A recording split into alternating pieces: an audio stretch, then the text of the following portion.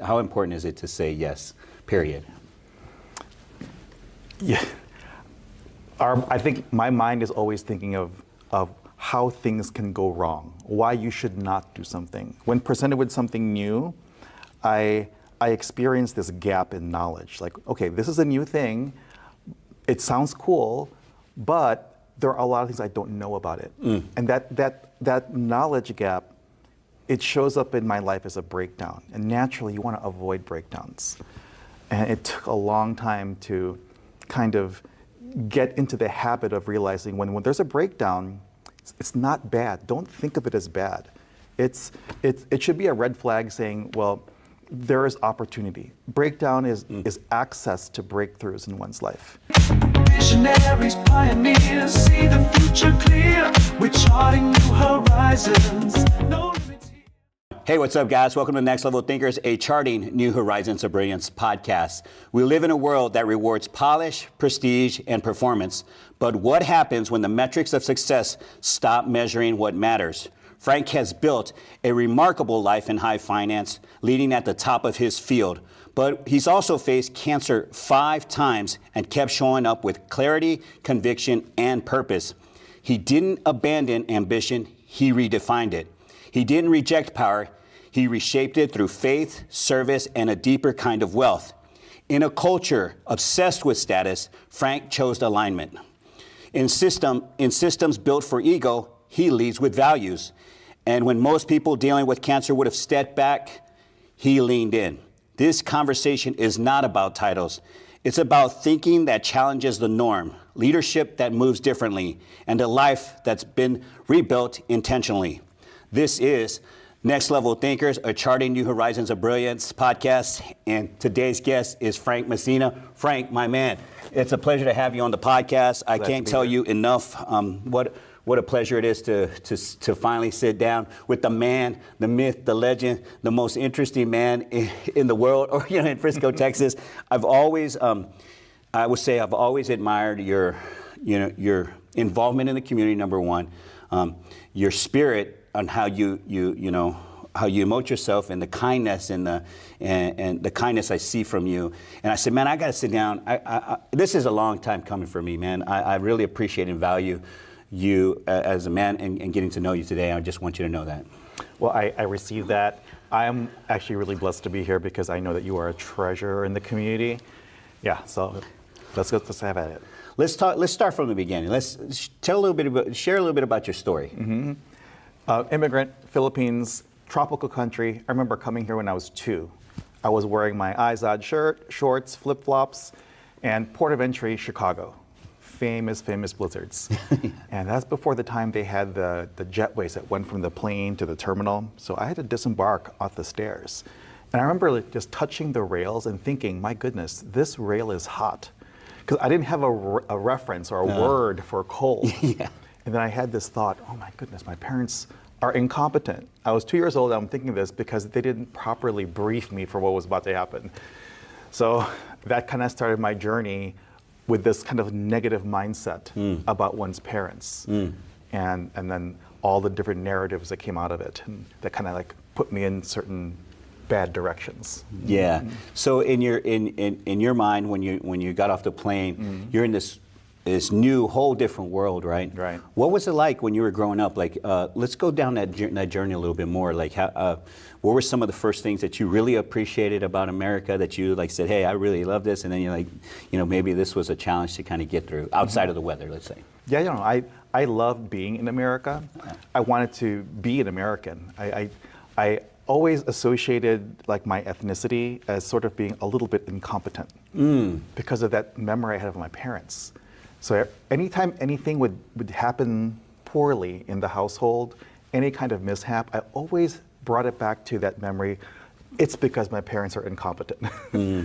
And I just wanted to be as far away from my parents and my culture as possible. I was one of those kids that ran away from home when they were really young and just kept walking around the block because I wasn't allowed to cross the street. Oh, wow. Yeah.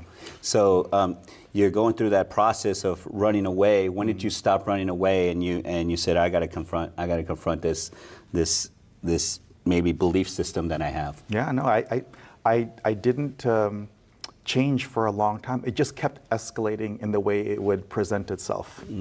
Eventually, I did it in school. I would rebel by intentionally getting poor grades. I'm thinking, well, if I can get by with a C, then why not just get by with a C? And then I'll show them, I can just have like a really easy grade school, middle school, high school life and just do minimal effort. It was also during that time where I started getting involved in gangs. Yeah, and it's also because I just wanted to find some ways of separating myself from my own culture. Yeah, that's interesting. We talked a little bit about being involved in gangs. Do you think some of that, being involved, getting involved in gangs was something where maybe you needed that, maybe I would say you needed either that leadership position or you needed some leading? Yeah, well, I really wanted belonging and brotherhood. Okay. I was usually the only Asian growing up through all those younger years. I was the one getting beat up because I was a runt. I was really small, and I was easy to pick on. And I would ask my parents for my birthday or Christmas every year, can I have a brother? Because I was really wanting that kind of brotherhood. That's just kind of where I was. And the more it didn't get satisfied, the more I wanted to find some sort of substitute for what I was looking for. And the older you get, the more trouble you can get into. Yeah. You had access to different things. So it just kept escalating. So I was telling you that, we find out when you get involved in that kind of scenario that maybe you weren't as cut, from that same cloth as you thought, right? When did you realize that you're like, well, maybe I'm not destined for this. This is not my destiny. This is not my inner self, let's say. Oh yeah, well, it happened suddenly in college. So I was thoroughly enjoying thug life, right? I lived in the suburbs. I had no reason to actually go to the city. I was looking for trouble. The boys there gave me that validation, gave me that protection, because I was always growing up wanting to defend myself. But a funny thing happened when I was in college. So my second year, there's this room that everyone kind of hangs out in, all the clubs, fraternities and things. And Friday night was usually the big night where everyone's there. I went there on Friday and it was strange. No one was there, completely empty room. So I'm thinking, okay, what do I do now? I'm gonna study, crack my books open. And then I just noticed there was one other person in the room, all the way on the other side. An older woman. She didn't look like a student. She didn't look like a professor. And I just noticed her waving at me. And I'm thinking, is she really waving at me? I look behind me, no one else is there. It's just us two in the room. Wow. She starts walking towards me, and I'm thinking, my goodness, I think this woman is gonna sell me something. And then she finally comes up to me and speaks in broken English. You wanna go Bible study? And in my head, I'm thinking, hell no, lady, right? Wow. But out of my mouth, I said yes. Wow. And then she said, oh, good. Then give me your name and phone number. And I thought, this is my perfect opportunity to lie. And out of my mouth, real name, real phone number. Wow. And then she says, come to this address in Chicago, have Bible study with my husband. And I'm thinking, that's never gonna happen. It's Friday night, I got places to go, people to see. There's no way I'm gonna drive from the suburbs to the city to have Bible study with some old dude. And I'm laughing at myself as I'm ringing their doorbell Saturday morning. Wow. Turns out I had Bible study with him for 2 weeks. Went over the book of Genesis. Went over who God is, who man is, what was God's relationship with a man supposed to be like, what happened, how did all that become undone? Growing up Catholic, I hear all of the creation mythology. I knew the story, but he was telling it in kind of a way that I'd never heard before, like a humanities class. It was like inductive Bible study, which I didn't know at the time. Wow. But I only saw him twice because after that summer, I had left to go to a different campus. Never saw him again, but I had this hankering for reading the Bible. So I went to the bookstore, didn't know what kind of Bible to buy, ended up buying an NIV study Bible. Wow. And my intention was, I'm gonna read this from Genesis all the way to Revelation. And that's kind of how it got started. Wow. That's, you know what, like, this podcast is charting new horizons of brilliance, right? Next level thinkers, charting new horizons of brilliance, right? But most people don't start off like, hey, I'm already at I'm at the horizon, I'm just gonna go up, Some people are like in the shadows, of that horizon, trying to find the light. And so it's a interesting, the growth that you have to go through, the change in your thinking and your mindset. The moment you said yes, right? The moment you said, like, you think that was was that something like, I say it's your inner self that spoke louder. Do you agree with that? Totally.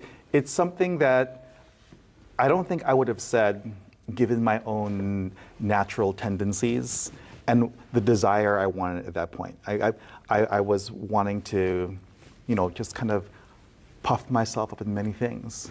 President of this organization, protected by a gang, I have all these different kind of connections. When I said yes, I'm like, what is that? And then giving her my real name and phone number, it was like an out-of-body experience. Wow, that's crazy. I think you and I know Danny Flores from PEP. I don't know if you know him, but he's works out over at the Estes unit, and he has this very, very like nice demeanor about him, and I see these common trends with individuals that have gone through some gang life, where you see the essence of their soul after they've been like taken out of that situation, and at the same time, I didn't know you then, but probably was one of those like, don't mess with that guy kind of guys, like you don't want to. It was like what they say, a peaceful but not harmless, or maybe a little bit edgy kind of persona. And I see this experience with you going through your gang life. What and how did in this moment? What was God telling you? What were you learning about Christ at that moment when I was reading the Bible? So I eventually got to the book of John. Right. So I read the whole Old Testament: Matthew, Mark, Luke, John.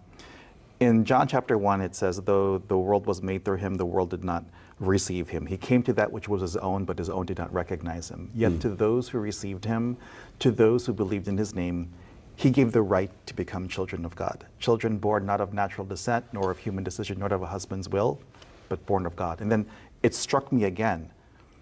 I paused, I read it, and I understood the words, born of husband's will and human decision. But what does this mean to be born of God? I knew I did not know that. Like looking back, maybe that's the Holy Spirit convicting a person of original sin. Yeah. And I continue to read it and said, but to those who received him, he gave the right. That week, I was learning in one of my classes the distinctions between rights and privileges. You can't take away a right. And so I just continued to read it, and it said, to those who received him. So I paused and I prayed. I said, God, I believe that this is not a human book. I want to receive Christ. And at that moment, I knew I had said something unnatural. I knew I had done something where I was giving myself up to something else. Wow. And then that was Saturday night. Sunday morning, I'm looking out my dorm window. I'm looking for people who are wearing suits. I figure they're going to church, so I follow them to church. So my first experience with Christianity was in black church. Oh wow! Wow! Yep. Yeah, high powered, Yeah. in your, like just full of that conviction, that joy, and that worship. And they accepted me just as I was wearing my gold chains. I had the BMW ornament, tank top, right? Bulls. Yeah. Yeah, we need to see that BMW. You still have that BMW? I have some photos. Okay, we'll check them out later on. When as you've gone through that experience, right? Like, and we reflect on it today. How do you see your parents in that moment where you're having a conflict with your parental the parental guidance, Yep. and then you're fusing it with God guidance? How did they come together finally? Yeah, it came together, but it didn't come together for another 10 years. So I think God just had to work on one thing at a time. It's like that painful process of becoming and unraveling all the narratives that I had gone through. So all the narratives that I had in my life, he started with the most recent ones and worked his way back to finally when I was 2 years old. Wow. It took 10 years. I didn't actually understand that I had that initial thought about my parents until I was married with kids, and I was wondering, why am I treating my family in this kind of way? And it went back to 2 years old. Wow. Now that you look at, now that you're the head of a household and you're head of your own family, what do you like when you see it? Say, what did you take from those thoughts that you flipped it on his head? Like, now I am not this person. What did you have to flip? What specifically did you have to undo that you have undone? So part of it was trying to reason that it's just not all on me. Okay, because I always wanted to be the person who was in control. And control is one of those things that takes some time to peel back, and usually it involves negative situations, right? Yeah. Wow. But I always think to myself, I may not be the most good-looking person out there or the most talented, but let me tell you something. I'm also not the smartest. So I wanted to put people around me that were better. And the most important person I can think I could put around me would be my spouse. I really wanted to marry up. Not in terms of economics, but I really wanted to find someone that was good. Yeah. Wow. Because you're the average of the most frequent 5 people you associate with. So selfishly, I wanted to marry someone that was better than me. Nice. Yeah. I followed that same strategy just recently. When I got married a few years ago, man. It's like you find someone that's gonna like help you to become a better man, right? What's your wife's name? Julie. Awesome. We're gonna do a little exercise when at the end of this. So I want to make sure we mention her later on. Okay, we're gonna fast forward. Okay. I thank you for sharing that. I think that is one of the elements that people don't realize. When you meet somebody, when I'm meeting you, I'm actually meeting you for the first time right now. Like we've known each other and we say hi to each other, but sitting down with you and hearing this conversation start off this way, with your you having these issues, these situations that you go through, and I think a lot of people can resonate with that, and then your journey with Christ and how he challenged you. You said yes, How just go back to that for a second. How is important is to say yes to Christ? How important is it to say yes? Period. Yeah, I think my mind is always thinking of how things can go wrong, why you should not do something. When presented with something new, I experienced this gap in knowledge. Like, okay, this is a new thing. It sounds cool, but there are a lot of things I don't know about it.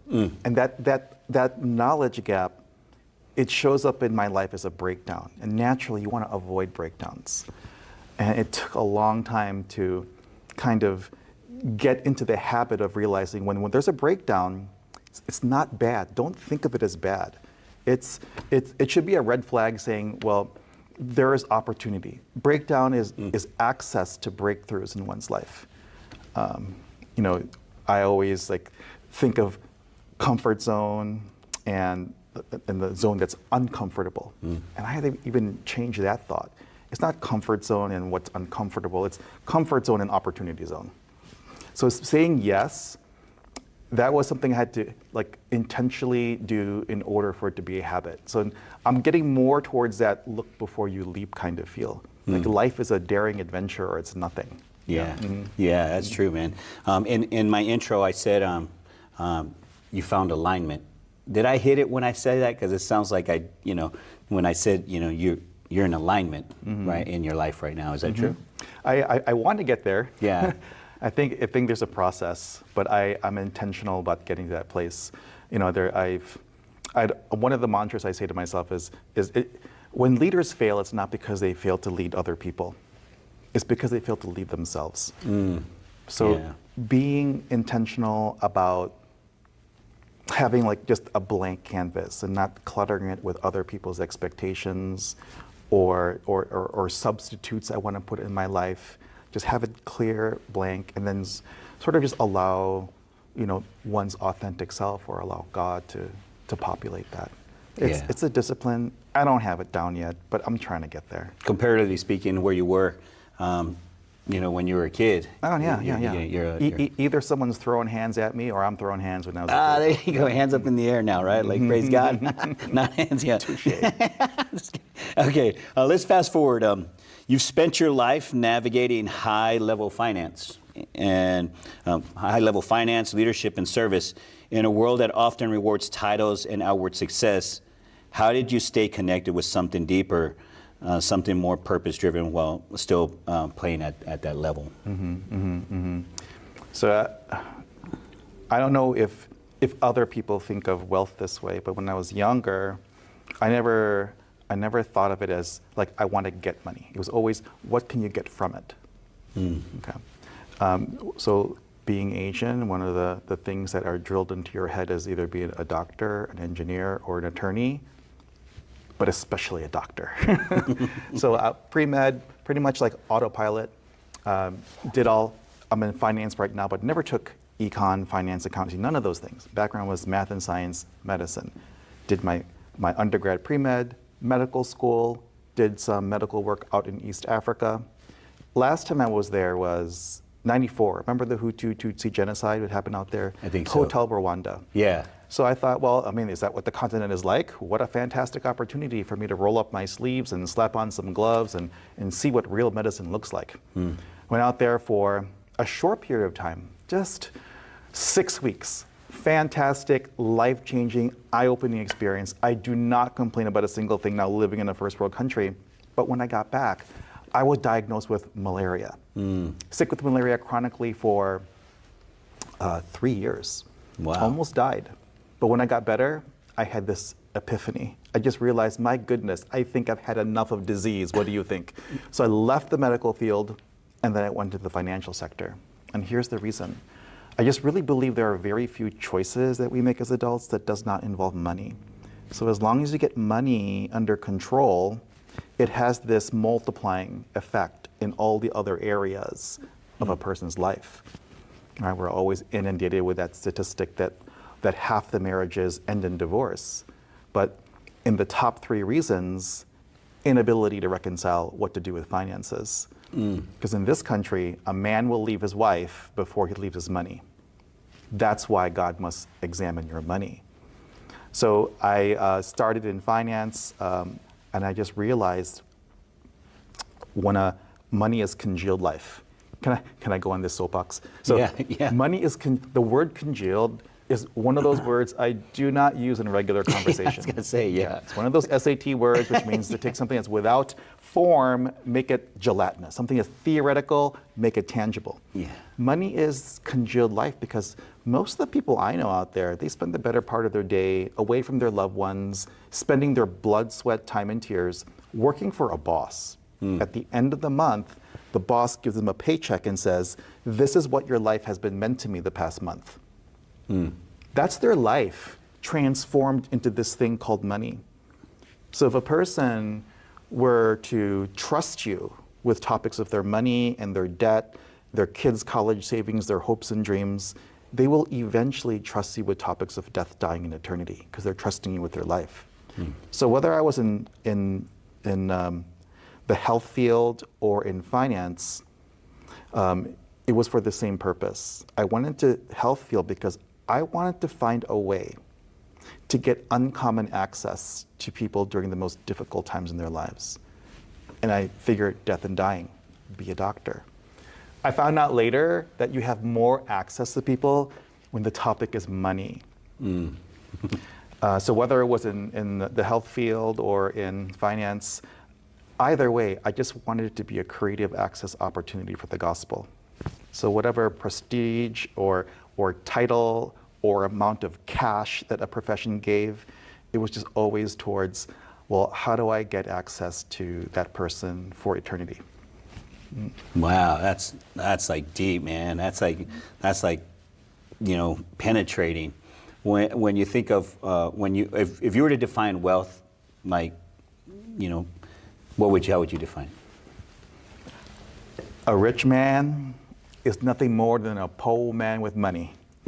Okay. I mean, no amount of money has ever made anyone rich. Yeah. It's like, one does not truly become rich apart from enriching others. That's how I feel. Yeah. A lot of people talk about building wealth. We're talking about that right now. You faced death and rebuilt your life multiple times. What does wealth actually, well, I guess I just asked you that, but now, in comparatively speaking to death and rebuilding your life multiple times, what did you learn about wealth and legacy? Well, I knew wealth was important, and I had to kind of unpack all the teachings, even theology that I had about wealth. Like it was sort of like a negative thing. It was like something that was secular and dirty, and then it was not like anything that was like of a high calling. But Jesus talks more about money than heaven and hell combined. Like 17% of his recorded words are on money. What does the author and the editor of the Bible know about money that I don't, right? Yeah. So I knew it was a heavy topic. And so whenever I think about wealth, it's the biggest thing that competes for lordship in a Christian's life. So the topic of money is now an opportunity for deep discipleship. Okay, 'cause it competes for lordship, and it's usually what separates from people from coming to know the Lord. Wow, that's awesome, man. Let's see. I'm listening to your question. You got a lot there. When you think about marriages, right, and in relationships, it's kind of like a wall. There's a wall, right, of talking about it and breaking it down and actually sharing and actually joining it together and joining it. What is it about it that I can't, this is what's holding us back, we can't get our finances in order. We don't want to get our finances in order, let's say. Like the wealthiest person in a room may not be the biggest materialist, because not having money makes people think more about money than people who actually have it. Yeah. So money is a neutral thing. Money is more like an indicator of what's actually going on in someone's heart, because remember, money is congealed life. Have you ever had that experience? You're driving your car, and then you suddenly see the check engine light flashing, or the fuel gauge light flashing. I don't think anybody would pause and say to themselves, my goodness, there's something wrong with this light. Yeah. The fact that it's flashing means it's an indicator towards some other problem in that mechanism. Well, that's what money is. Money is an indicator. It's an indicator of what's actually going on in someone's heart. Yeah. So the way that a person uses their money is an index of their life. You can judge a person by what it is they do with that money. Because that's their life. They've exchanged their actual time and energy and blood, sweat, and tears for that money. So what they do with it is telling. It becomes a narrative of their lives. Yeah, I agree 100%. Shifting gears a little bit, can you think of a time when innovation, you were innovative about being creative or innovative, and not credentials was what helped you push you through a situation that no one else could figure out? Yeah, so when I used to be a financial advisor in my practice, there was an example of a family. It was like a family office, so they were kind of affluent. And there were several advisors that had gone in and out and could not actually help this family. They were stuck for some reason. They couldn't pull the trigger on any of the recommendations. So I decided to come in there. I knew it's not because of knowledge, because the people who came before me, way smarter than I was. But I was able to actually get my credentials a seat at the table. That's how I see like degrees and certifications and things, as it's just the way to get in. Yeah. Okay. But once you're in, well, what's the secret sauce now? Because all these other people failed. Yeah. So I just took a step back and just started talking, having a conversation. And I was really intentional about being charismatic. Now for me, charisma is not about being interesting. It's about being interested. So I just listened. And the only two questions I asked them in that half-hour conversation was, tell me your superhero origin story. Like, how did all this come about? I'm sure you have a story. Yeah. And the second question I asked is, tell me about all the projects you're doing right now. When someone tells me their superhero origin story, I'm giving them a platform to actually speak. And usually people don't have that luxury of having a captive audience like that. Yeah. And when they're able to communicate with you all the things that they're up to in life, they're basically telling me all the things that give them a sense of importance. And when you have someone's sense of importance, you have them. And remember, I always pray that God would deliver people into my hands, because I'm not there to close the sale. I'm there to make sure that this person just doesn't have a fantastic inning saving money and buying bling and having status, but then losing the game because of eternity. Yeah. That's so true, man. I like, listening, asking the superhero origin story, man. We need to patent that and put it on a T-shirt. Fire away. For real. Let's see. You've had to rebuild your life more than once. When everything feels unstable, what do you actually lean on that helps you stay grounded and keep going? I've learned to actually love instability. For much of my life, when I was younger, it was getting to a certain point in life, then I'll be okay. I'll have ease. That's the goal that I think I had for so long. I just want things to be easy, right? No worries. But that's not the purpose of life. It's not supposed to be comfortable. Jesus said, if you want to follow me, then you will suffer. Okay. And in the original language, it translates as, you will suffer. Yeah. So when bad things happen, I just think, okay, this is just ordinary. This is just a part of life. It's a part of winning. I'm okay with having a bad inning now once in a while. It happens often because I know I'm going to win the game forever. I'm on the winning team. Yeah. That's so cool, man. Yeah.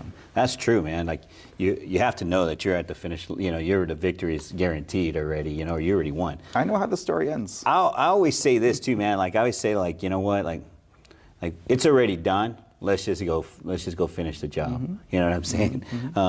And when you think about the impact you're building now in Frisco community or at work or just in general in the communities that you're part of, who is it really for? And how do you stay focused on that in a world obsessed with image and influence? Yeah, so I can honestly say now, finally, I really don't think it's for me. I don't take myself seriously anymore. I'm not afraid of being embarrassed in public. I don't take myself. I am not the center, the main character in this story. So whatever opportunities come up, I'll jump into it. If I fail, it's okay. I don't mind because I don't take myself seriously. But I just point everything to God. Yeah, that's awesome, man. I'm like I'm there with you too. My ego died a long time ago. Let's talk about some of the favorite charity organizations that you're part of and why are they so special to you? So been part of a lot of them. I'm currently on the board of 6 different organizations. Wow. And I joined it for lots of reasons. There's each reason is like a force multiplier upon the other reason. So of course I like the cause, okay? But I also know that people who are on nonprofit boards or who are the philanthropists, they're interesting, right? They have their own superhero origin story and things, and I just love to collect those stories. I collect people, and then I connect them. Like if I know someone's doing something on one side of the room and another person they don't know is over here, I can just imagine when you put them together, somehow they make a bigger splash in the community. And I don't care to be in that frame. I just like to see it happen. Nice. And I think it's because, there's that saying that good people like to see good people succeed. Yeah. In many places, it's a common saying, but there's usually a caveat to that. Good people like to see good people succeed, but not more than they do. Yeah, it's true. But I met so many people in Sometimes, Frisco that are very different. They take it to a different level. It's not just good people like to see good people succeed. It's great people see your success as their own. So even though I had nothing to offer, I still have nothing to offer. People just wanted to find ways of making you blow up. Yeah. I don't think I want to be like that person when I grow up. So That's cool, man. That's so true. I love that. I love that position that you took. I think it's, how you. I think you are a collector. And recently, I saw this post of you. You're at this. Was it shrink something like a doll man? Do you have a doll of everybody? Do you have a doll of me? So I'm just kidding. You're a collector, right? You might have. I go to your house and you have all these dolls of everyone. You, Laura Romo and whoever else. That's super creepy. Yeah, I think I'm gonna do it. Yeah, I dare you to do it, man. That would be so funny. I was like, man, I saw those dolls, and now that you share the story, I was like, man, I wonder if he has a doll collection. Now he'll add me in this podcast. Now that we've sat down and had a real good conversation. Okay. I'm not sure I'm done yet, but let's just go ahead and go with this. For anyone who's listening, for anyone that's listening who feels stuck between the life they've built and the one they secretly want, what would you challenge them to do next? I think just to be present with the idea that you can just reinvent yourself on demand. There's no reason to be stuck in a rut. That's just a person getting in their own way. That's the whole idea of being comfortable saying yes. The only reason why I wouldn't say yes to something, I'd always remember, is because I was afraid of something. But if I didn't have the burdens of my past memories, what would my life look like today? I mean, there would be no record of that fear. So just I would just get people around myself that can actually see what the next step was. Good people in one's orbit. Yeah. Yep. Average of the most frequent 5 people we associate with. So. Wow, that's awesome, man. Yeah, I agree with you. Tony Robbins has one that says, if you had the parents you always wanted, would you be the man you are today? Touché. I would say if I had the parents I always wanted, I would be a librarian because they wouldn't talk. No, I'm just kidding. Anyways, okay, so I like to finish off my podcast with doing shout outs to an organization, to somebody, your wife, whoever you feel needs that affirmation, or you want to say, hey, I want to thank you, or I want to say, I want to give them a word of encouragement. So if you'll look in the camera and list them off. So first is, happy birthday to my wife, Julie. 25 years, she was single, 25 years, married with me. Thank you so much for being who you are. I don't think anyone could be my wife besides you. I mean, you're just amazing. Also, shout out to some nonprofits I'm involved with. One in particular, surprisingly, Muslim Aid USA. Okay, I'm on the board of that organization. Oh, wow. And it's because they just really do good work. So, I'm very impressed. I've been on the board for about 4 years. I love the work you're doing. And then shout out to my pastor, Pastor Larry. Thank you for teaching me how to plant churches and how to make disciples, and to plant churches that plant churches that plant churches that plant churches. You're the best. Man, Frank, thank you so much for being on Next Level Thinkers with Charting New Horizons of Brilliance podcast. This is what they say, all you can imagine and more than you could ever imagine. And it's an honor and pleasure to know you from your story, from going through your struggles with how you saw your parent life and coming into the USA and gang life and just taking it to a whole nother level, and that the struggles that you had when you were younger have gave you that resilience to reach another level of thinking and being. And it's a beautiful thing to watch in you, just as a spectator in this world and a witness of how people navigate through the community. And I feel very blessed to have you on the podcast today, 100%. Thank you so much for having me. Blessed to be here as well. Love you, man. Okay. Awesome. All right, guys, that's it for Next Level Thinkers, a Charting New Horizons of Brilliance podcast. As I always say, have peace and enlighten you, and remember that the ocean refuses no river.